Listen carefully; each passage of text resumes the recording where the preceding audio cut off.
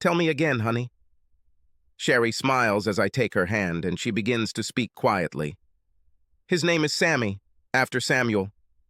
It means God heard, and he is our little miracle. What are you going to do? I ask. All. We will do anything for him, my love. I will take him to the farm. All the time, I promise. Your parents will tell him about you. When he falls asleep, I will whisper in his ear about his father and how he dreamed of his little boy. How he was loved unconditionally even before he was born. He will benefit from everything that has made you the man I love, but he will also have the opportunity to grow and be himself. It took us almost 10 years, but Sherry got pregnant right before I was diagnosed. She is my only love, who means everything to me in this world, and I cannot accept the fact that I am leaving her alone. Maybe things wouldn't be so bad if we had never met in the first place. I could have come to terms with this if she hadn't come into my life one day, but the thought of not being there when she needs me is literally tearing me apart. Tell me a story, I ask her. She smiles again. It was a game that just the two of us played.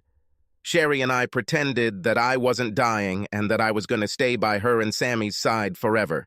Each time she made up a short story about one day in our lives, just for the three of us. And now my wife began her story. We are tired. It was a very long day. The drive back from the farm was long, but Sammy slept the whole way. Inhaling this clean country air and enjoying the sight of horses, that's what delighted him.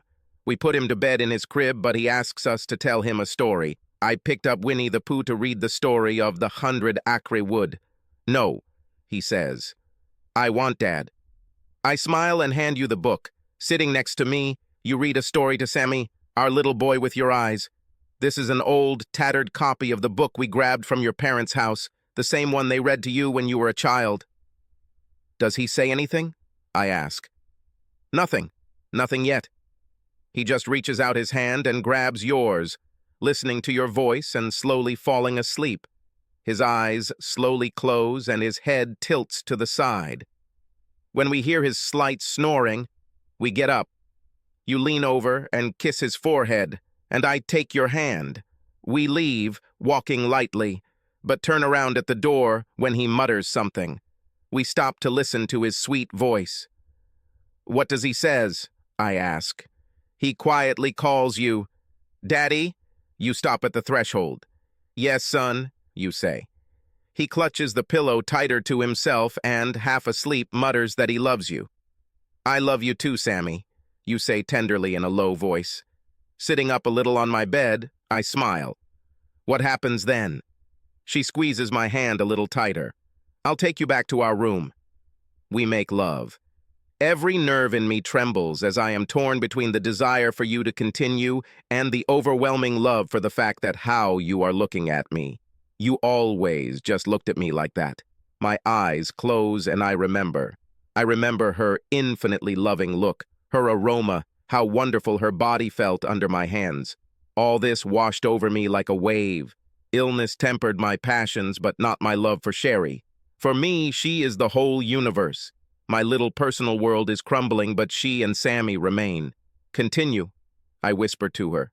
She tries to keep her feelings under control and her voice still sounds strong. You and I aren't as tired as Sammy, but it was still a busy day. We make love so tenderly and very slowly, stretching out every moment. You, without looking away, look into my eyes as we merge into a single whole. When we're done, you'll take me into your arms, kiss me, and tell me. You whisper to me that we'll always be together. You, me, and Sammy. Her voice breaks.